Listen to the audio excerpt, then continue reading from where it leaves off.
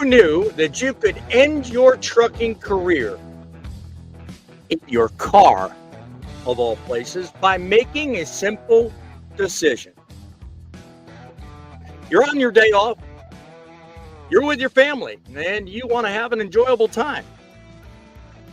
Like most of us, we will celebrate good times, toast those that support us and their good times. We have occasions to consume an alcoholic beverage or two. Now, depending on what state you're living in, this is normally not a career-ending move. Laws for DUI are very strict as it relates to those of us that drive a CMV. But one state has taken this concept to an extreme that some may argue is overkill. So tonight, I've got a couple of questions. As soon as I get my computer to cooperate with me. Those questions being, is it wrong for someone off duty to purchase, carry, and or consume alcohol while off duty and while not driving that commercial motor vehicle? And secondly, even considering our image and the things we've been through up to now, should more states start handling matters the same way we're talking about here? When I saw this video, I really had to stop and think. What if more people start doing this? Gonna make you think.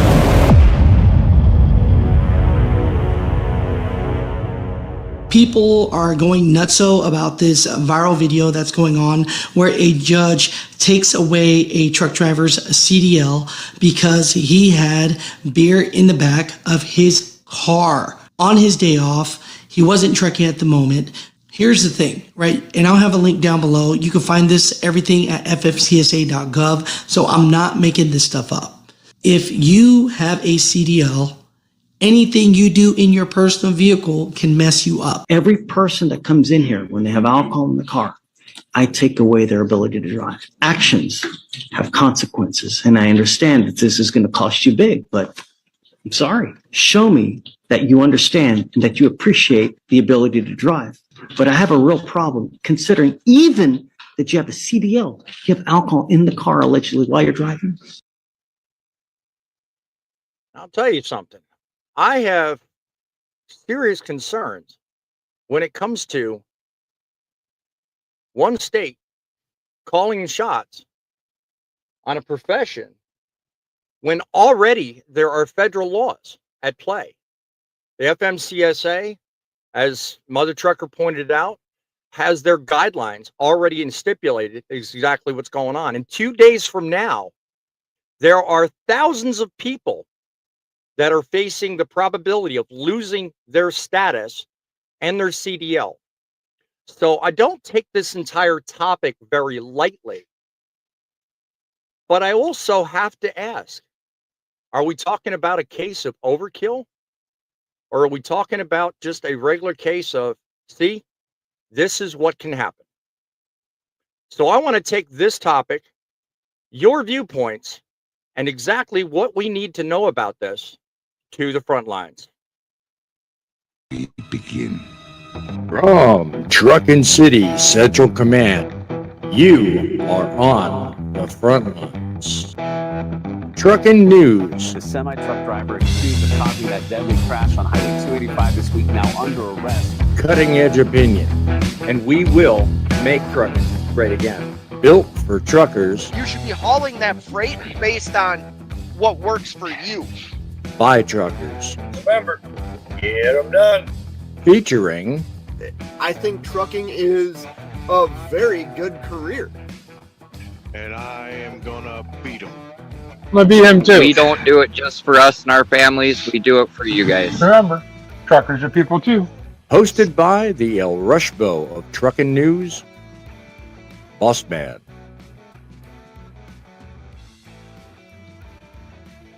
Broadcasting from inside Truckin City Central Command, having more fun than any news show's allowed to have.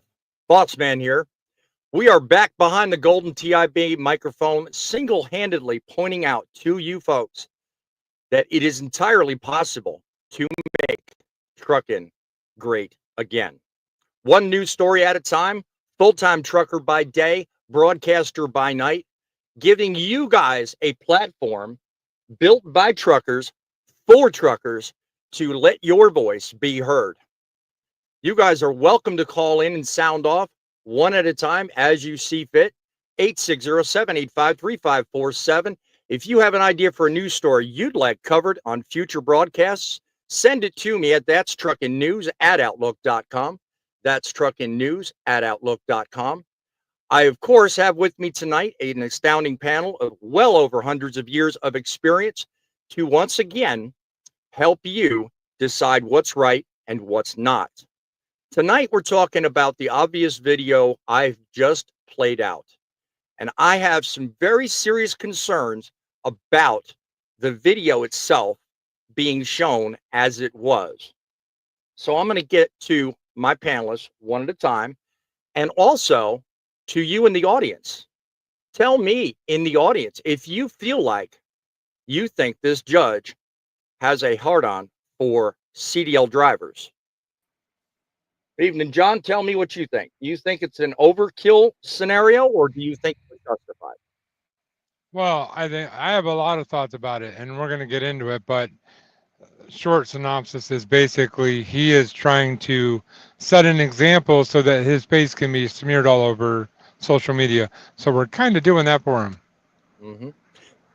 I don't think, but I see your point. I mean, at the same time, you know, as I also opened up, I mean, there's already federal guidelines on what can and can't be associated with commercial motor vehicles. Do we think it's a case where he may think we don't know enough? No, well, local laws are different than FMCSA laws. So it's possible that this person might have been in a county where they didn't allow, you know, drinking or driving with alcohol in the back. I don't know. But the way the judge worded it was way overboard for a reason. And I think, you know, for that reason, to get his face out there. So, by the way, I'm driving with John. That's Boss Man over there. Oops, over there. So, thanks for watching. All right. We'll be back with you here in a minute, John.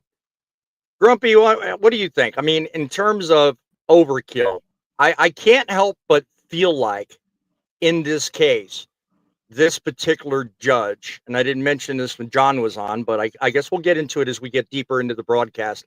This guy is in Texas, and me and some friends off air were talking about it being a dry county versus not dry county. Do you guys worry about that in Oklahoma? Because I understand there's a possibility in Oklahoma there are dry counties. What are your thoughts? Well, to my knowledge, there are none, but we have basically time frames that's where an alcohol can be purchased. I don't know of any actual dry counties here in Oklahoma, but that doesn't mean that there isn't. I just never have really written into researching that. But I'll kind of agree with John on that. You know, I don't like a lot of what this judge has done to this commercial driver. But, you know, and by the way, I'm the grumpy old trucker. Like we forgot that. How could you forget me? No, we can't forget people like you. Never. Anyway, so let me get to another panelist. Thank you for saying your piece there, Grumpy. Larry, I mean, when it comes down to it, my friend, you got very little to say usually on my shows, but tonight you're going to speak up because I'm willing to bet in all your years in trucking, you've seen drivers get out of their truck and go inside a truck stop and purchase a container of beer and sit there and have a cocktail or whatever you want to call it. I mean, when you think about that, and I know I've seen it, and that's first thing. The reason I'm mentioning it is because something like this would make you all of a sudden wake up and go, "Holy crap, I can lose my job." What do you think? Yeah, you can lose your job, and you should lose your job. Yeah. By the way, I'm Larry the Trucker.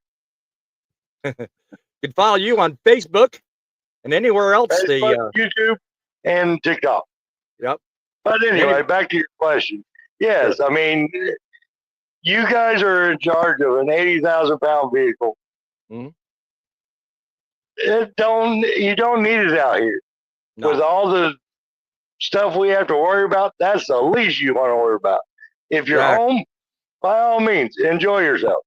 Yeah, exactly. But out here, get back to trucking. Yep. It is. It's all about trucking. When you're either watching my show or when you're behind the wheel, it's all about trucking. And the name of the game is doing it safely. So thanks for your input. We'll be back with you here in a few minutes. That reefer guy, Fake Truckin. Welcome to the show, my friend. Glad you could join us. Good evening, boss man. Good evening. I'm glad you could join us. Listen, when it comes down to the implications socially, if you see somebody doing like I just described to Larry, I mean, do you necessarily worry about it? But at the same time, knowing that a video like Mother Trucker had is out there, I mean, what goes through your mind when you put those two together? I mean, because we've got a bad enough industry or image already, and then you put something like this, does it make you feel better? Does it make me feel better that somebody lost their CDL when they were off duty? No, it does not. However, if it was a dry county, and here's the other thing, states can make their own laws, and I actually 100% support that. True. You know, just because there's a federal law doesn't mean a state has to, like, a state can impose their own laws. You know what I mean? Right. And if he broke a county law or state law, well, then he has to suffer the consequences. It's his responsibility to know what those laws are, you know. True that. And trust me, when it comes down to it, we are here twice a week, Wednesday and Saturday, to talk about those very issues. This one kind of hit close to home with me because when it comes down to alcohol consumption, I take that idea really, really seriously. I've seen far too many people. I mean, separate yourself from the ruin the career thing, but I've seen far too many people ruin their lives when they don't understand the limitations behind the idea of alcohol and the responsibility of handling a CDL. It is really, truly devastating. And there's several ways you can go around. Well, I think you're talking about two different things there. And I'm not trying to be rude or whatever. Like, people that are ruining their lives because of alcohol have a problem. It's called alcoholism.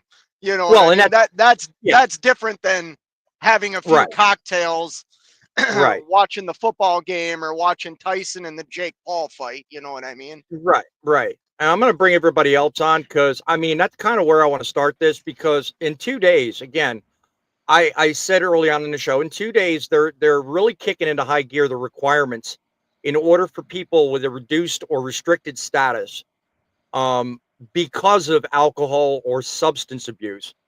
And I often wonder when you see stories like this, whether it's Mother Trucker's video or whether it's just anyone else in the news genre putting out stories like this, if that's the overall intent when that happens.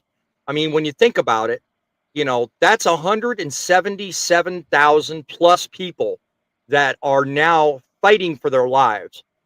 And some would argue some of these people are ridiculously, how was it said to me once? Ridiculously manipulated.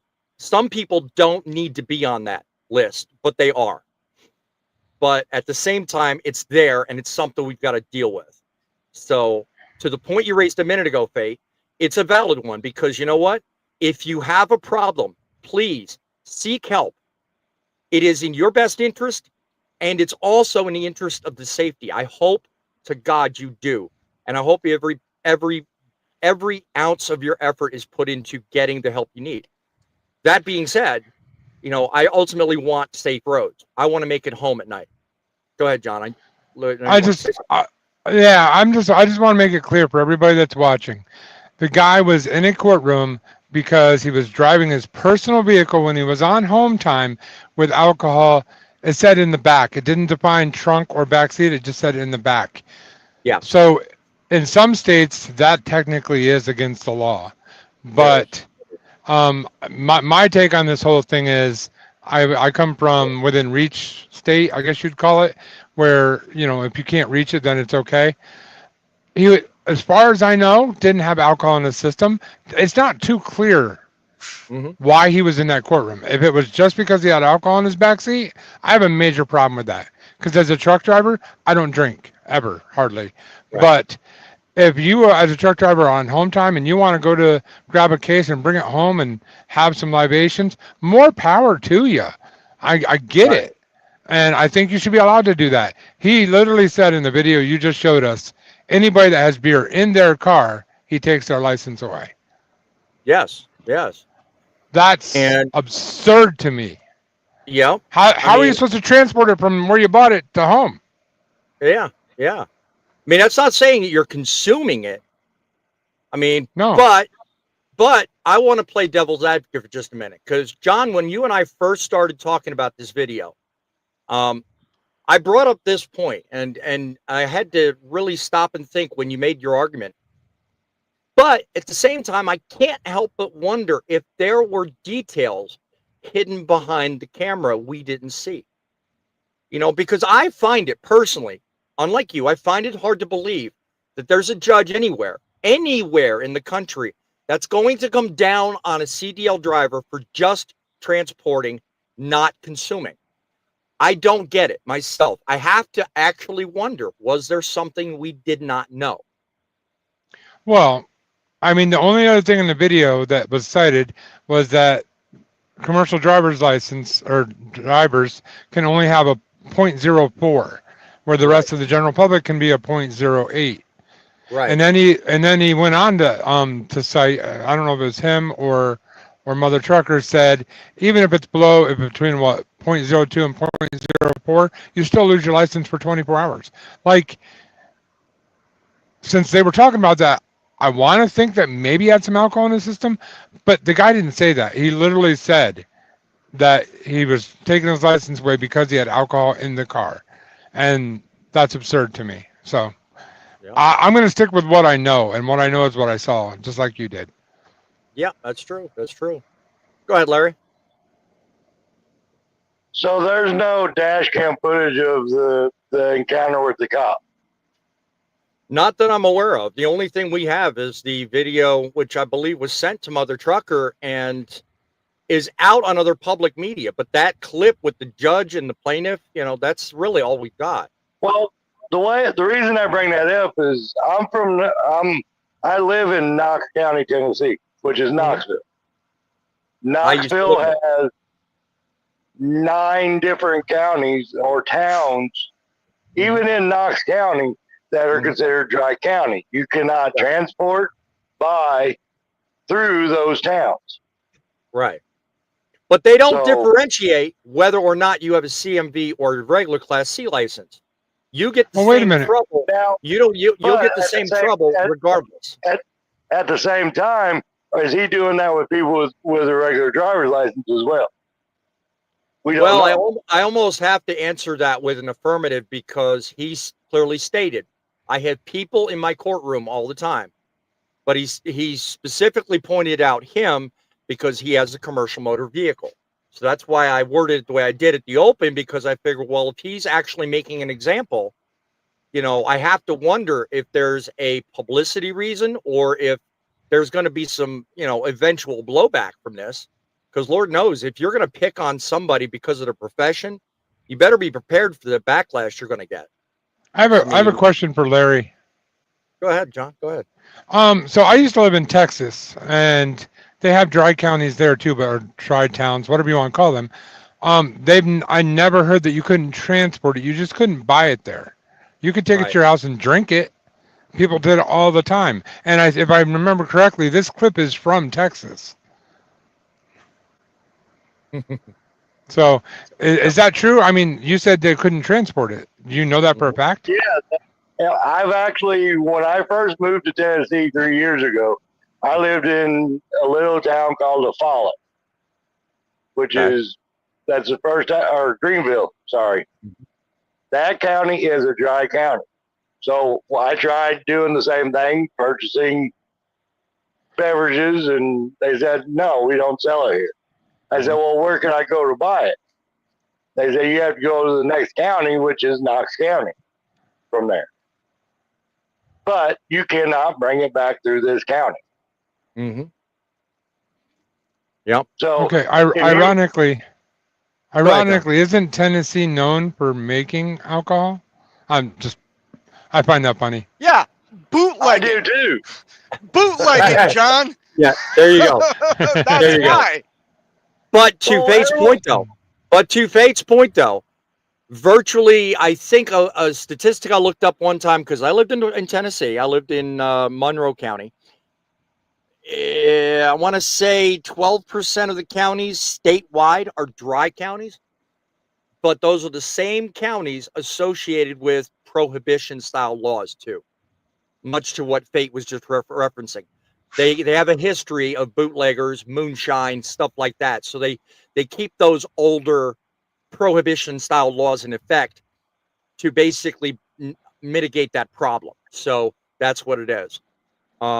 So yeah, that's what I'm familiar with, and I don't know enough about Texas. That's why, it would be great if we could get a source in Texas to opine.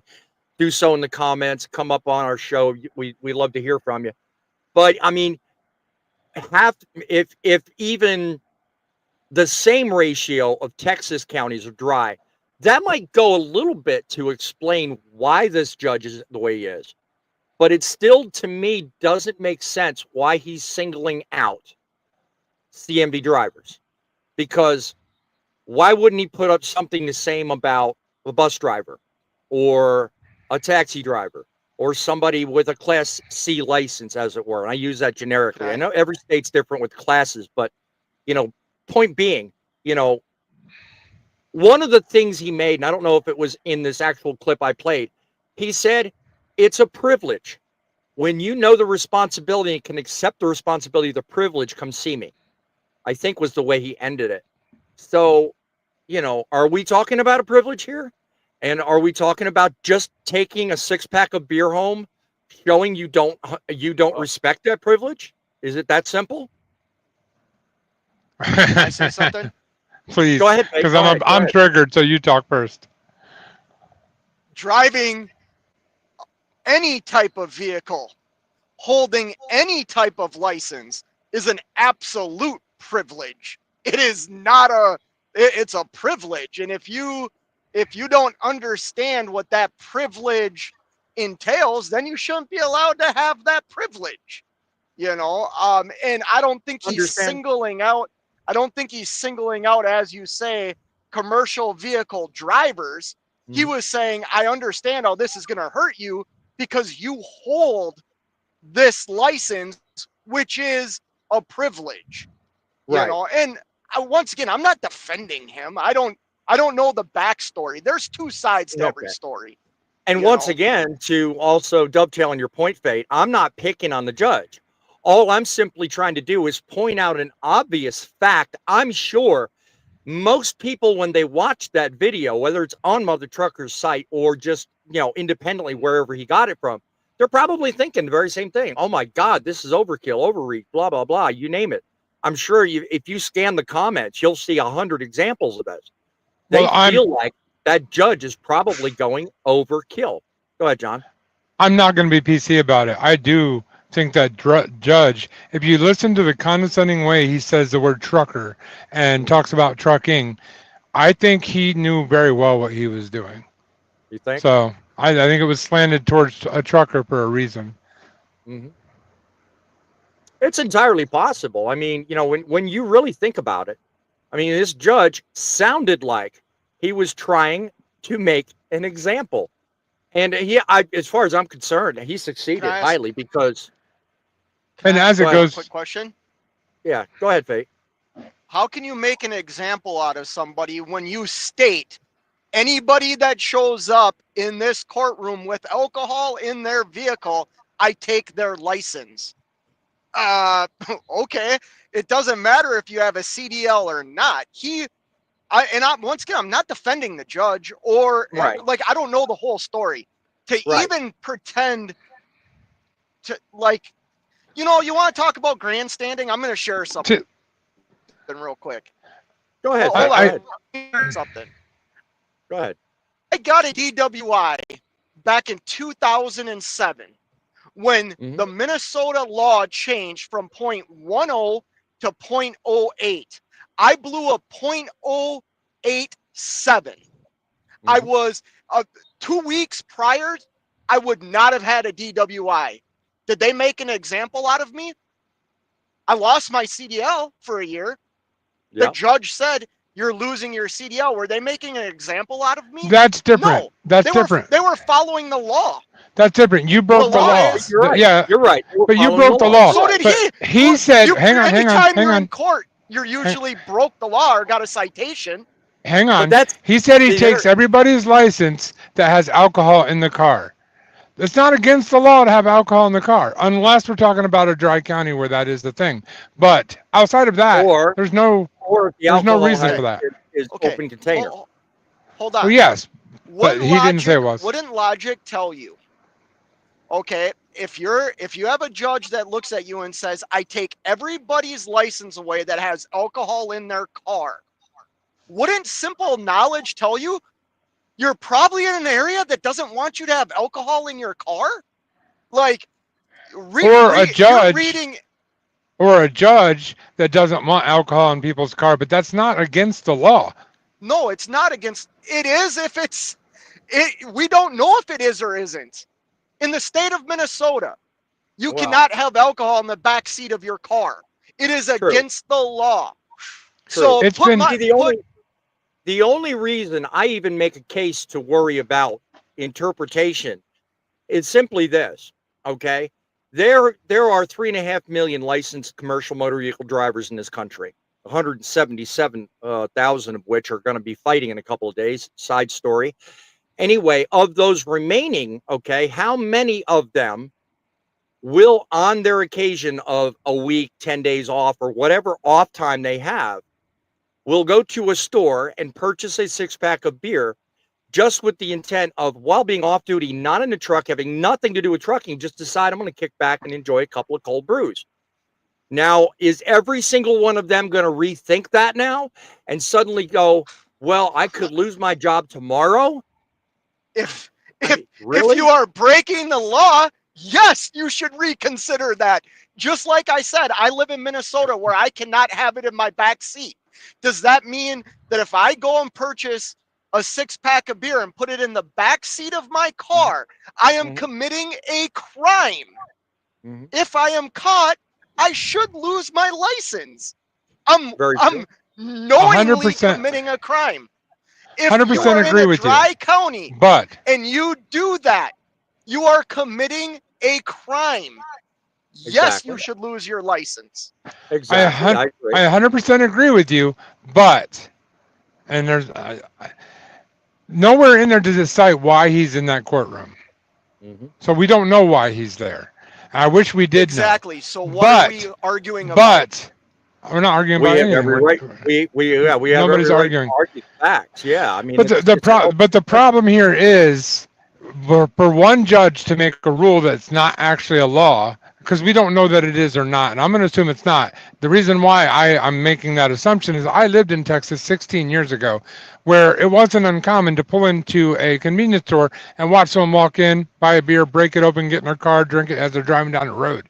Now, I'm sure it's changed now, but 16 years ago, that's how it was. So I don't think they've gone so far that they won't even let you have it in the car anymore. That's absurd. I'm going to respectfully disagree with you 100% based on the fact that he says everybody that comes in my courtroom with alcohol in their car loses their license. If that's his rule, not a state rule, not a law. How do you know? Do you know that? Because he said everybody that comes in my courtroom. He doesn't say everybody that comes in any courtroom in this county. He's talking about himself. Do you know some counties only have one judge, John? Some counties only have one judge. We don't know how big of a county he's in. We don't know. Yeah, and we don't know how small it is either. We don't know how big of a high school he went to. Griff USMC says judge got bullied in high school, so you think that's a possibility? Just had to put that in there. Fade, I see where you're coming from. I mean, it really depends on where you live. And it really goes without saying that if you happen to hold a CDL, that it is your responsibility to do the research and know before you make a decision like that what you're getting into and what the consequences could be. Because I to your agree point, if I'm going to live in Dry County and face that possibility, I'll make arrangements. Okay, I'll do what I got to do, but I'll make arrangements. I'm not putting myself at risk of losing my own license. Speak of the devil, we have a caller. Oh, go ahead. The man himself, Griff, is calling in. So welcome to the show, my friend. I was just going to bring up his comment. Saying stuff, but from watching the video, it sounded like the judge had a hard-on for the guy when he found out he had a CDL. That's exactly what I thought. Yeah, that was my first impression as well. So, and like I was joking around in the comments, so it sounded like the judge was picked on in high school because he's in a position of power. Anybody that was in a better position than he is, or whatever, he's pushing back on him or whatever. Yeah, something along those lines. Yeah, that's just my opinion. So yeah. But I don't know if it was a Dry County or whatever, but it didn't say if he had an open container or what. Yeah, I was just going to bring that up because you put that in the comments. I mean, I thought when I first watched it, and I scanned it the first time, I really did not pay attention to details. But the longer I sat there and watched it, I thought, no, there's got to be something hidden in the details. You know, and that open container thing come to mind.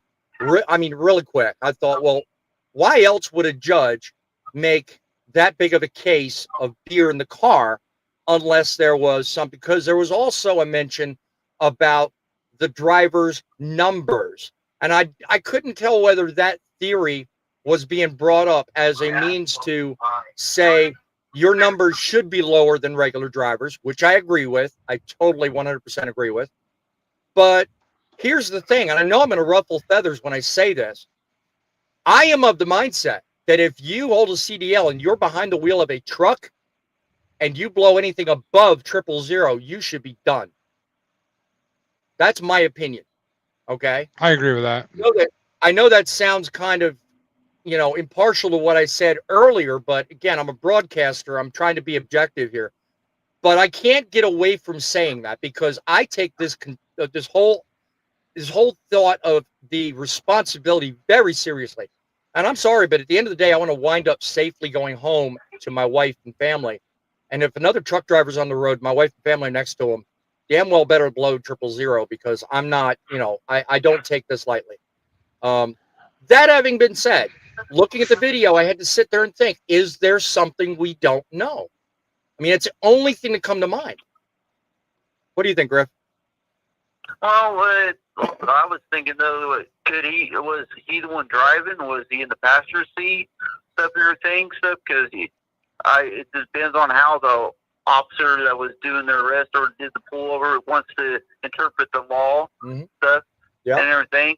And just like how the judge was going on in the video stuff, but on how like I said, so his attitude towards the particular person, right?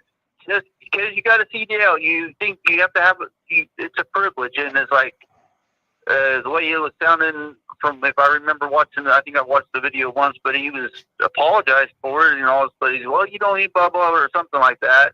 But it's just, but was he in the passenger seat?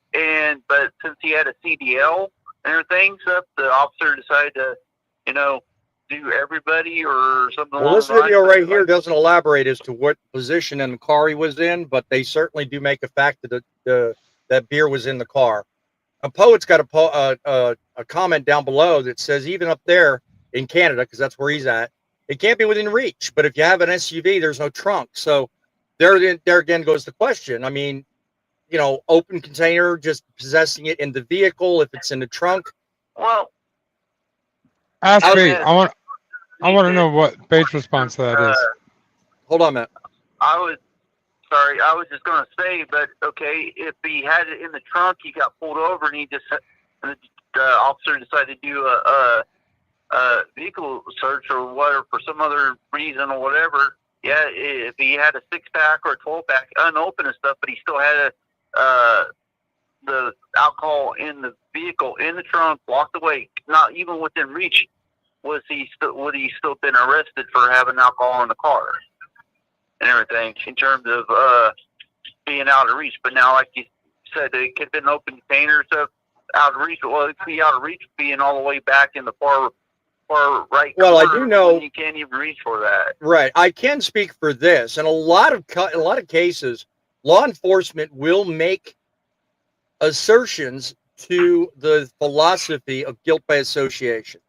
Okay, all right? Can I say something here? Real quickly, for example, if you're in a car and one person is detained for substance abuse, everybody in that car is guilty of the same crime until one is reached. In other words, until somebody actually makes claim to it or is directly accused of it or charged, everybody in that car is usually guilty of said same crime. Go ahead, Faith. Mm-hmm. Did anybody look up the judge? I did as much research as I could on the judge. I couldn't figure out. Okay, did you notice that county. the driver refused a breathalyzer and blood test, which is an automatic disqualification of your CDL. Actually, you lose your license, not just your CDL. You lose everything. Right. If you do that. So okay. The judge in this case did the right thing, people. Okay. No, we're not saying he didn't do the right thing. On the information that's in the video, that was never said. That was what I was going to say. I'm curious. How did you figure that out, Pete? I'm just curious. I pulled over real quick and did some Googling. Good for you. You did better than I could. And I mean, I'm usually pretty good with the research. I was more interested in the judge and what county he was in to answer the dry county, wet county thing. But that information you just provided actually puts a lot of context into it, because if that's say it again, that actually puts that that fact into play. I didn't know that. See, say it again. What was the case against him? He refused to take a breathalyzer and a blood draw. Yeah. See, that puts it in context. Why did he even cite having alcohol in the car? He lost his license right there just for doing that. Yeah. Alcohol in the car is irrelevant at that point. So the other thing is the judge has a YouTube channel.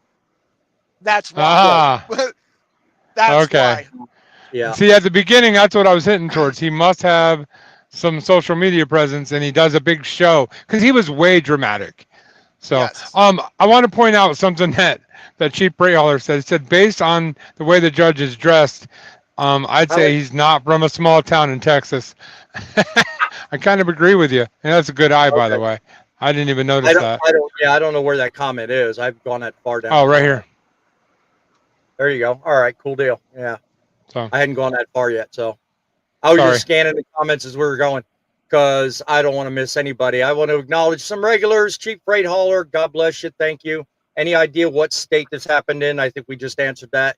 The whole offense was in Texas.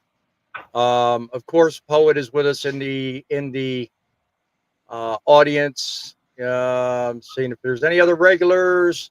There was a new face up there asking about diesel fuel. I mean, that is obvious. OG Snag Nasty. Yep. Swag Nasty. Good having you here. Real VMP. I don't know what that is, but okay. Real quick, I'll give you my 5-second. More states should lower diesel cost. Yes. Give it 4 months. That's all I'm saying. Moving on. Anyway, welcome to the show, my friend. I like opinions, all opinions. Trying to stick to the topic, though. Think about this. I mean, on duty, off duty, should we as CMV drivers be held to a higher standard? I've said that many, many times. Now, forget the judge, forget this case. Think about it. I brought up to you earlier, Larry, that I'm sure you've seen it. I'm sure all of us on this panel have seen it. People in truck stops taking breaks, buying beer, and going sitting in their truck. Thoughts on that? Higher standard, lower standard? What's your thought when I say that? Well, we'll walk around the truck stop sometimes and look at all the cans and bottles just laying around behind the truck stop or around the truck stop parking lot. Yep. So it's got to come from somewhere. It does. It does indeed. I mean, it's ridiculous. It don't belong out here if you're getting ready to come on duty. I mean, I've seen it on TikTok. People will be doing their lives, or they'll do videos, and they've got a bottle in hand in their truck. Yep. Now, correct me if I'm wrong. It's actually not illegal when you're off duty to drink a beer in your truck. Am I wrong about that? I don't do it. I don't drink at all, actually, because I had a tragic thing happen when I was a kid that involved alcohol. So I'm kind of really against alcohol. In all actuality, no, it is not illegal to have it while you're off duty. But here's the problem with that. Some drivers will wind up buying a 6-pack and say they drink 4 or 5 of them and have one left. Do you think they're going to throw that one away? No, they're going to put it in their fridge. Well, guess what? They've just violated it. Do that again, Larry. That right there is where you look. That is right there. Yeah, why don't you hold it so everybody can see it? That's the green book. Yep. Most recent edition, I hope. That's where you're going to find out. And you know what I read? I saved myself the chapters and chapters of reading because I mention all of this just to clearly deliver the message. What we do out here is a job, it's a lifestyle, and it's already under fire. We have enough going against this industry. We owe it to ourselves to do everything we can to improve the industry image rather than destroy it. And by even you going into a truck stop and indulging, even if you're off duty and consider yourself legal doing it, it still goes a long way to diminishing the industry image. I say no. I say don't do it. I will never do it. I have not yet done it, and I will not do it. That is just clearly where I draw the line. So, and I have my own reasons. Without getting very personal, I just don't even agree with that. So, that being said, I mean, back to the case, though. Back to the case. I mean, again, just going off of what was said in the video, I'm going allegations versus evidence.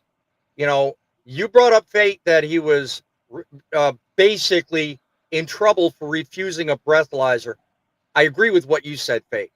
But again, if all it was just carrying beer in the car, I would say phooey on that judge. But besides that, how fair are the standards? If we are held to this higher standard and then we face a situation like that, how fair is it?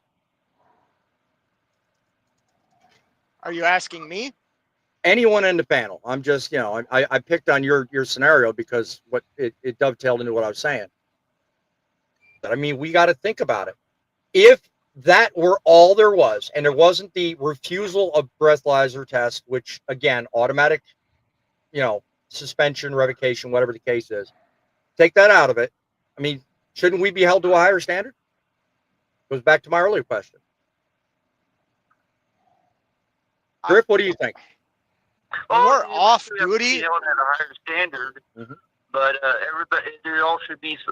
They should be the person taking personal responsibility, because I don't know how many times I've seen or whatever, somebody goes into the truck stop and buy either 12-pack or 30-pack, and they're only there for a 10. So what are they going to do with the rest of it? Most of the time, they just drink the whole dang thing. So yeah, and right there, stuff now. If you go in, buy one beer, and that's all you drink, stuff right at the beginning of your break, stuff, majority of the time you'd be out of your system, but sometimes it's not even out of your system by that point. Yeah, well, depends on the alcohol content, but it's all a matter of personal responsibility. Yeah. And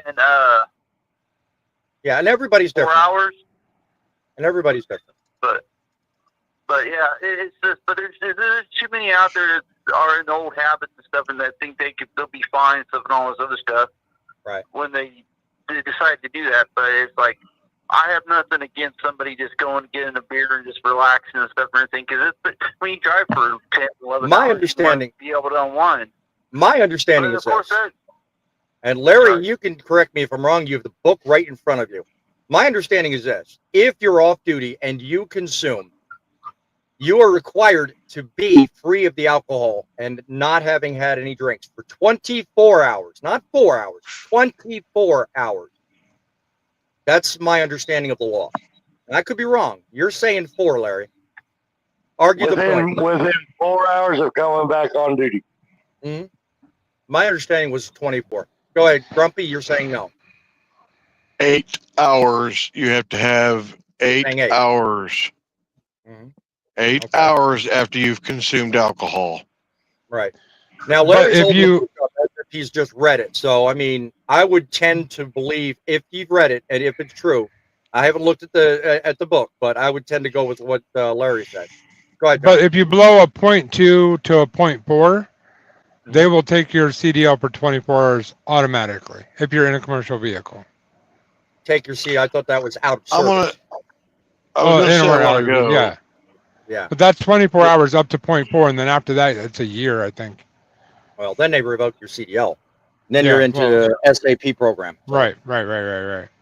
Yeah. I was going to state a while ago that the majority of our largest truck stops around pretty much post it stating that, I mean, I'm not saying they'll enforce it because they probably don't, but they state it basically giving you a warning and a heads up saying alcohol consumption on the property will, basically get you arrested. So, I mean, it's not just going for us drivers, that's also for others, but it's still the factor of it is if they would enforce that, that would help. Right. Go ahead, Larry. You wanted to add something? I have to reiterate that it's nobody can drink with it after 4 hours of coming off of duty. Right. And 8 duties. So Grumpy was right. It's eight hours before 8 hours back. after 4 hours. Okay, that makes sense. And I understood it as being 24, but hey, again, I'm not a legal mind, so don't take anything I say as legal advice. But let me ask you this, okay? We're gonna kind of dovetail into a different thing, okay? More appropriately, one of the points that I really didn't focus on with the B-roll I played, Mother Trucker kind of did. All right. I'd like to know your input in the audience as well as that on the panel. Think about it from this perspective. Drop the beer out of the conversation. Drop the alcohol out of the conversation. How fair do you think it is that any government agency, whether it's local law enforcement, FMCSA, or anyone, can hold against you, as was proven in that video with Mother Trucker, anything you do in a personal motor vehicle? In other words, if you get a rental car and you make an illegal U-turn, do you think it's fair that it shows up on your commercial motor vehicle record? Anyone? No, it's not, because I had an incident when I was working security. It was out on the Kansas Turnpike, and I had a slick spot, and I kissed the inner barrier, and then my bumper stuff and everything.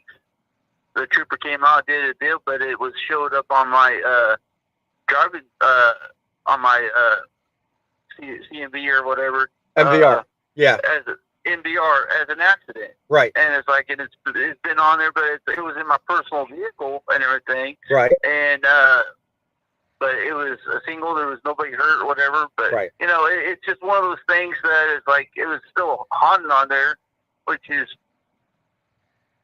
but I don't know all the rules and stuff, but there's sometimes the interpretations of this stuff is kind of, depending on the officer or the person that is reading this stuff and everything that decides to make the decision at the time. Well, and I think that was I think that was an important point to pull from. I sensationalized the judge and the whole drinking thing, but the overall point Mother Trucker made in his video is an important one. And yeah, you really got to be careful what you do in any vehicle if you hold a commercial motor vehicle. Faith, did you want to ask him a question? Well,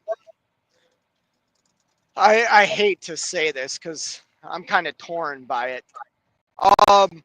If you're a crazy driver in your personal vehicle and you're getting tickets and accidents and things like that, it can be used as like showing aggressive style behavior of driving and stuff like that, that I do think it should affect you on your commercial side. I don't, but then I have the other part of me that doesn't really agree with it. But I know when I'm in my personal vehicle, I'm very aware of what I'm doing in that vehicle could jeopardize my career, change my insurance rates, and everything. You know what I mean? So it does keep me in check at some points. You know what I mean? Oh, sure. Yeah. Yeah. Poet says it's not fair. He says he got busted for that. I'm sure everybody, to an extent.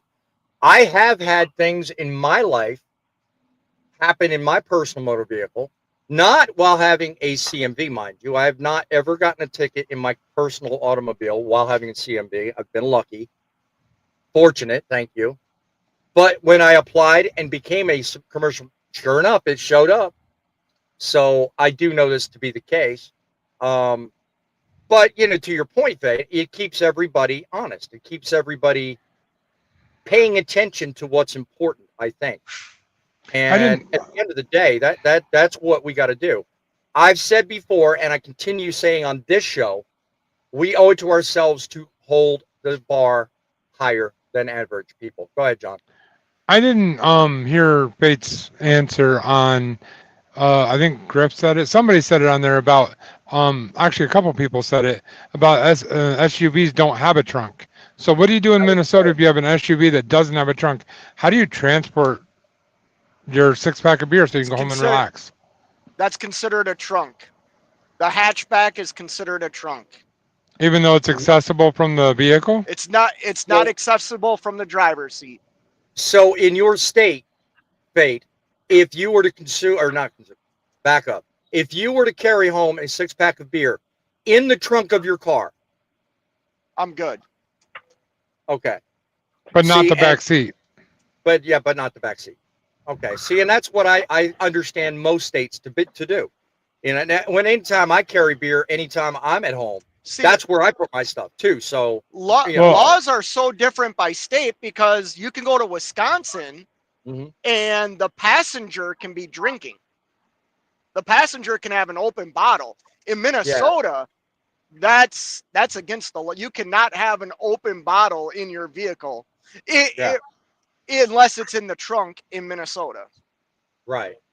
Yeah, Oklahoma's the same way. That's a no-no. Open container is open container. Well, yeah, open container is horrible. But I think that's now, again, a law is a law and you have to obey the law. But isn't that a little bit extreme? Like, you go home. We're coming up on the holidays. You go home. You're going home for Thanksgiving. You go to the store. You grab a couple of bottles of wine or whatever. You bring them home for Thanksgiving. On your way home, they happen to be in your backseat, but out of your reach. And you get pulled over and you lose your CDL for that. Doesn't that seem a little extreme? I mean, to me it does. What do you think? Personally, I do. I think that is extreme. If you're not consuming while you're driving, I think it's extreme. I really do. Go ahead, Faith. Oh, I think it's a law that you can call it extreme or not. Some people would say it's okay to shoot people. No. Would look at that as being extreme. I get it. I get it. I'm saying it's a law and you have to follow it. But being a person, I can have an opinion, and my opinion is that I think that law, as long as it's not within your reach, the whole reach thing is a thing for me. If it's not in your reach, you can't grab it anyway. What difference does it make? Why does it have to be in your trunk compared to your back seat, like 7 feet away from you? Man, you must drive a freaking really big car. Oh, of course. I stretch limo everywhere I go. I'm John. I can reach anywhere in the back seat of my Toyota Camry. I think Griff wants to say something. Go ahead, Griff.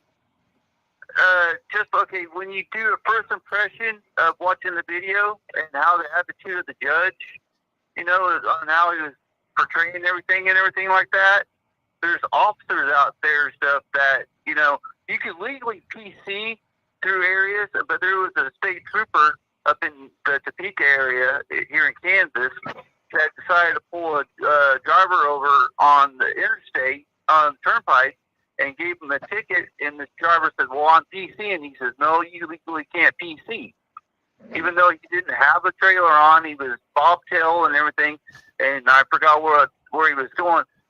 The officer still gave him a ticket for being under PC without a bobtail, and he wasn't forwarding, advancing to a load or whatever. He was just going from one place to another to either get something to eat or whatever. I can't remember the whole thing, but But my point being, it's the interpretation of the officer that is pulling you over what he wants to do. Because he could say one thing or whatever stuff. He could see the 6-pack of beer in your truck and still get you stuff for having alcohol in the vehicle since he got a CDL. If he wanted to be, pardon my French on it, doesn't having sailor talk, be an asshole about it, except to still give you a ticket. And well, every part of the PC laws are, I think, personally written for interpretation. You could be actually in a situation where you're not advancing the load and still get in trouble. And all it takes to do that is not put the right description or set yourself up the right way or fail to plan correctly. And you're automatically in the wrong. PC will not save your ass. It'll just burn you, frankly. So actually, putting the wrong note in can get you falsification of logs.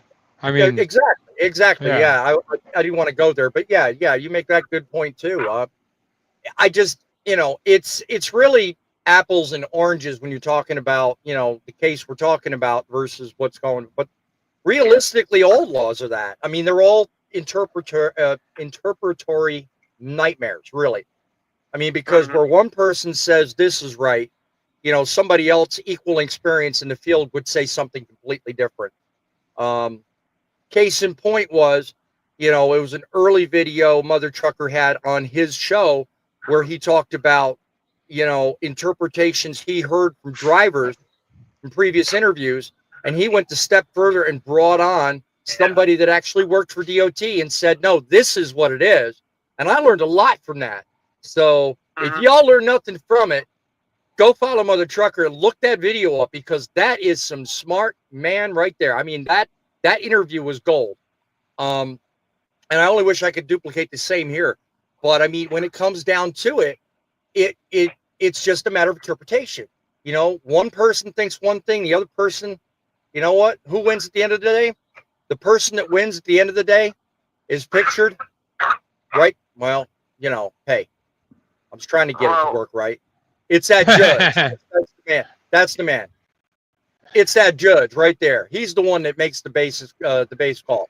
So, I mean, hey, broadcasting. What can I tell you? Well, Griff, Well, yeah. I'll get off here.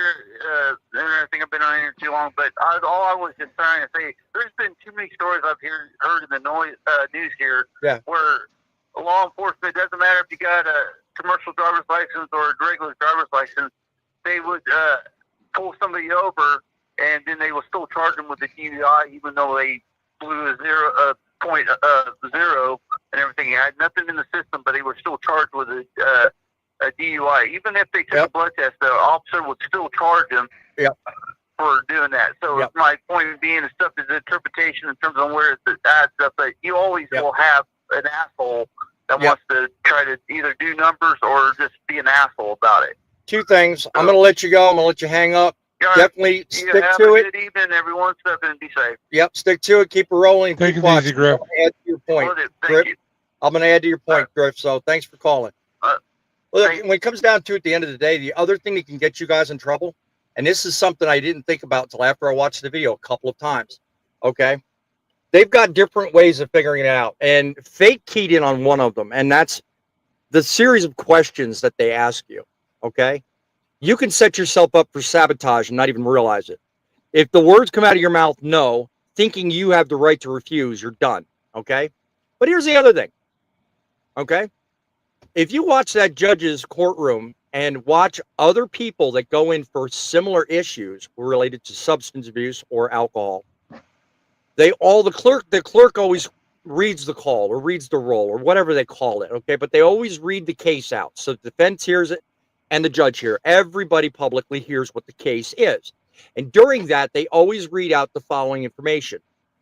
The subject was pulled over, this happened, that happened, an FST was performed, and that's field sobriety test, at which time defendant distributed certain signs 1 to 6, 6 to 6, they read out numbers out, and other signs 1 to 8 or 8 to 8. And there's certain things that they look for during these field sobriety tests.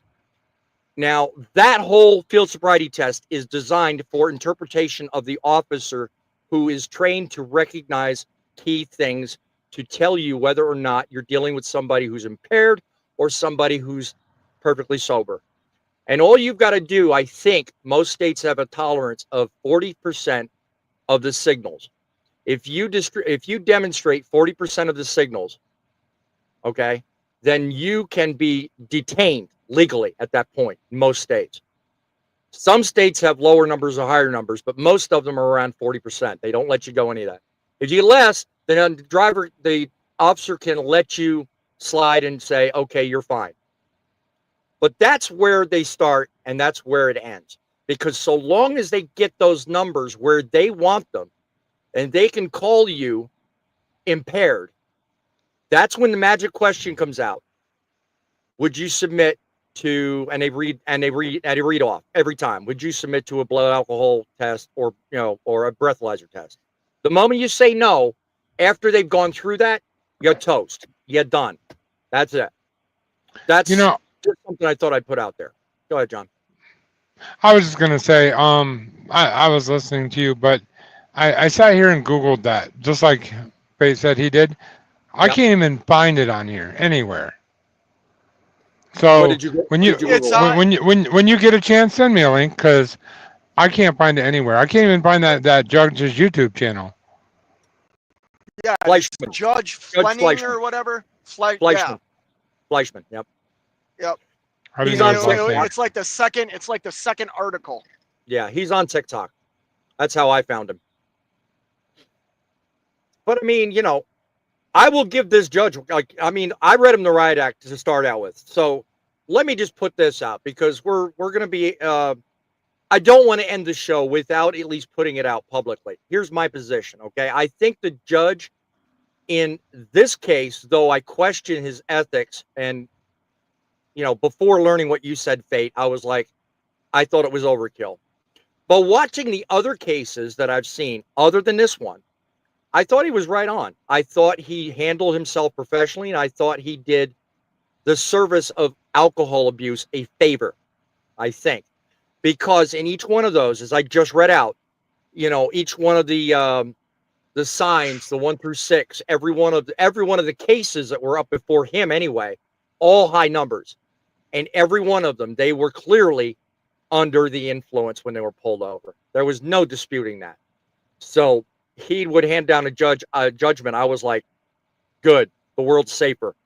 So I'm not banging on a judge here. I'm not badassing him because I think he's picking on us. I'm just clearly putting this out for discussion, because you know what?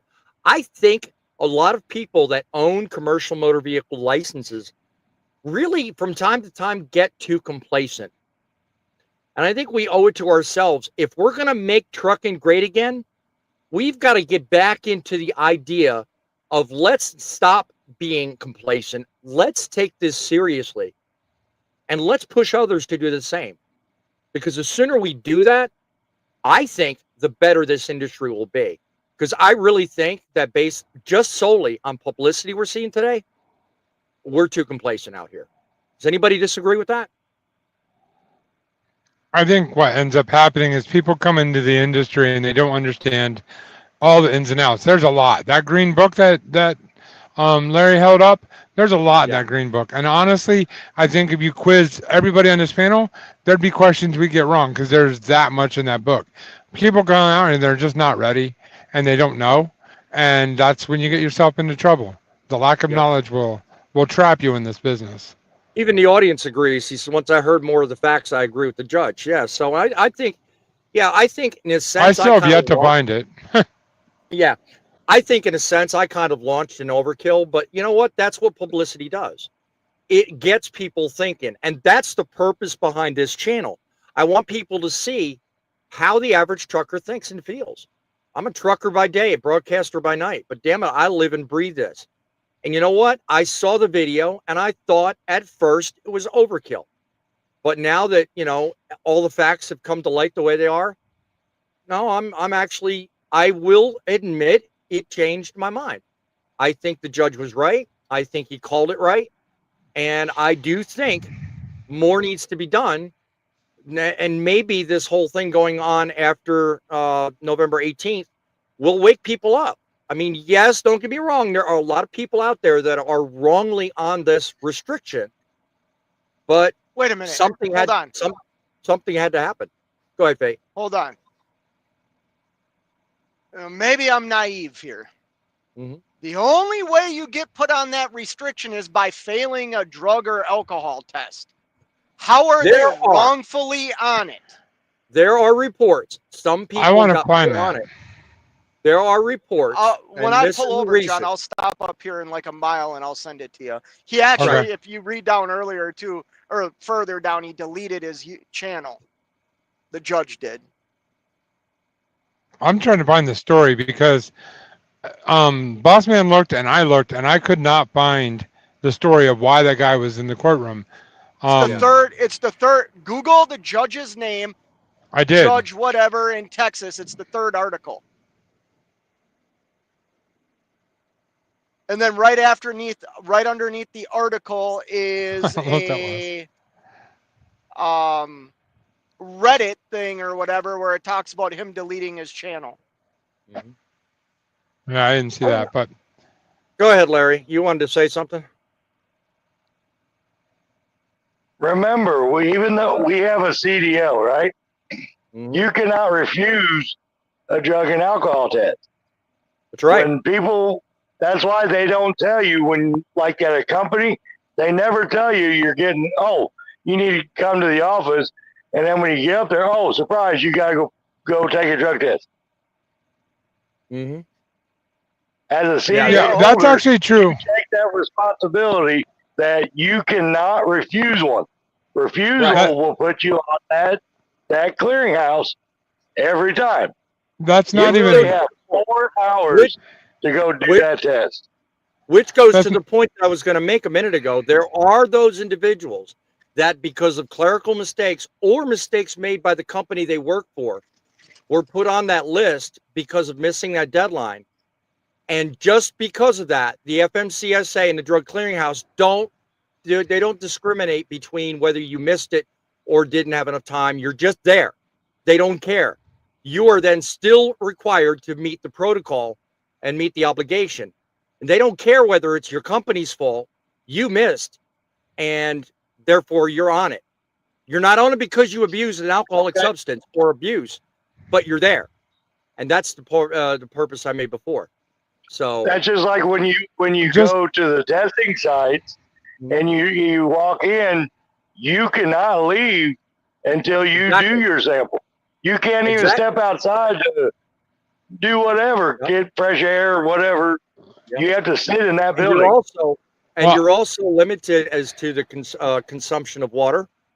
Everybody thinks, I can just drink water until I have to pee. No, you're only allowed 16 ounces. That's it. You're done. Go ahead, John. Well, I could be wrong here, but I know where I took my license many moons ago, that doesn't matter if you have a CDL or not. If you refuse a test, you're going to lose your license. It doesn't matter if it's CDL, regular license, it doesn't matter. That was true in Pennsylvania. I don't know if that's true in every state. That is true in Pennsylvania anyway. I can't find that story, but let me tell you, I did find the judge. Okay. He's from Harris County Criminal Court in Texas. I don't know where Harris County is. If anybody does, let me know in the comments or shout it out. I have no idea. But, he's coming up for re-election in 2026, and he is affiliated with a party. You can look it up yourself. So I want to read the article because if what Bates saying is true, then 100%. He lost his license already. I don't know why he made a show of it and made it sound like, everybody has alcohol in their car. I don't know why that happened. But if he did refuse it, then obviously that's okay. He lost his license. That's the law. But Exactly. Griff says, I had to do this time-sensitive list. My office told me I thought what I had to do this time, it was a random, and I was on the list that time. I'm not sure what I'm making out of that. Griff, periods, commas, use them. They're good tools. I don't know. I mean, maybe he's saying, maybe he's saying weird. No, you're not. Yeah, I can't really make sense out of it. I think I know what he's saying, but I don't want to publicly embarrass the guy if I get him wrong. Harris County is Houston, Texas. That's what poets. Oh, there you go. Well, it's definitely not a small town. Well, it definitely ain't a dry county either. Then. Yeah, definitely in a dry county either. Good point. Good point. Yep. Yeah, I mean, I've only ever gotten selected for a alcohol test as a CDL holder one time. I've been selected for other ones multiple times, but alcohol only once in 7.5 years. So yeah. Have you guys ever been selected for alcohol testing? Just out of curiosity. Grumpy, what about you? One time. One time, really? Yeah. I don't think it's as common. Well, I was going to say, you guys are out of the norm. I mean, every time I've been in my whole career, 5 times I've been randomed in the substance abuse category. Never for alcohol. Always for the P test and the normal. Can I add to what I was just... Go ahead, Grumpy. Okay. Here's the bad part about a breathalyzer test with any kind of alcohol. I, as a diabetic, and others that are diabetics, I know this for a fact because my dad was a diabetic, didn't drink at all. But when your sugars are too high, you will blow like you're drunk. Trust me. Really? Okay. Didn't know that. Yep. I never even knew that. So that must that I guess must factor into the questions before you begin the testing procedure, does it not? They used to didn't ask for that. Now, I don't know if they do nowadays or not, but that's one thing that you have to put on there anyhow, that you're diabetic whenever you go take any kind of testing, whether it be drug and alcohol testing or your DOT physical. So, but so I'm just saying, like, if you're out and driving and they pull you over saying you're drunk, but you've not had no alcohol, but your sugars are too high, it can cause it to throw one. Yeah. My dad almost got himself in big trouble and had to go to court over it and fight it. So, yeah, that's how I found this out. That's been many moons ago, but it's still true today. One more point I want to make, and that's just simply the fact that we're talking about this and it's out there in social media the way it is. Think about the effect that this kind of press has on just the industry itself. I mean, because the role of public opinion can really be damaging to not only a person's reputation, but I think the image of the industry itself. So what do you guys think about that? Do you think in this case it kind of sets us back a little bit, or what? What do you think, John? Well, actually, I have another update. Go ahead. I'm on a mission. I'm Googling this stuff like crazy. I hear you. It actually is much further than what we thought. I didn't know the judge's name, and that's how I'm finding information now. He was seen by a police officer drinking a beer in his personal vehicle. Okay. That's why they stopped him. Okay. And then he refused the tests. Okay. So the alcohol being in the back seat, the alcohol in the back seat, honestly, doesn't even belong in this conversation. He lost his license the second he was cited doing that and then refusing the test. So everybody that wants real news, follow me on YouTube and TikTok. It's Fake Truckin. Somehow I knew that was going to cause. I knew he was going to do that. But seriously, though, all kidding aside. Wait. Really does. Huh? Mark today's date. On the calendar, I think he just said the name of his YouTube and TikTok and Facebook channels, didn't he? Oh, no way. Mark today's date. That's crazy. Wait a minute. We can only cement this by doing one simple thing. Right there. There we go. But this actually goes a long way to proving one point, and that's that it doesn't take much to actually bend the arc of public opinion. I mean, because I started to say, and then you chimed up, John, with some facts we didn't know before we started this. Now that we know these facts, think about the role of public opinion now on someone who should have known better. What do you got to say about that? Who brought the facts of this case to the show? You guys did. I'm giving all of you guys credit on that. Well, see, that's just it. That's why we do this show. I'm giving all of you guys credit. You, Fate, for your earlier, his for what he just did. Larry chimed in Fate found, or Grumpy found out a few things. Hell, we even learned some things from the people in the audience. I guess I'm very self-centered then. I'm giving everybody their credit due. And I'm admitting that I'm very self-centered. It's all about me. It's all about you, you selfish man, you.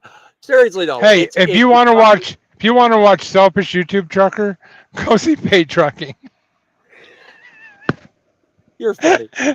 Sorry, he's not selfish. He's a good guy, guys. I'm just picking on him because I'm friends with him. I can't even end this show on a serious note because of you guys. You guys crack me up. You really do. Well, I'll tell you what. Our buddy Thumper, he's not available today. He's over partaking of another country's drinks. Hopefully, not putting it in his backseat of his car and not drinking in his car. But I want to say, everybody out there, guys, we do everything we do on this show is for entertainment, but it's also for education. If you have something that you want to share with us, send it to Bossman's email, and we'll get on that story. And always remember, truckers are people too. We'll see you on the next live, guys. You know it, guys. You know, we do bring these shows up for one purpose and one purpose only, and that is to entertain, educate, inform, and engage an audience in a way no other news show can do. It is our honest hope that by the time you get done watching this show, you know full well that there is somebody out there that has your back. Because we do this for one purpose, and that is simply keep you smarter than the rest of the people out there. I want you armed with the ability to make trucking great again. Every Wednesday, every Saturday, 7 o'clock, we are here doing this, not because we love it, although we do, but because you need to see the truth. Only Thumper could do it better than me, but until then, keep it real, keep the faith, give these guys right here a check out, a like, and a subscribe, and until next week, keep rolling.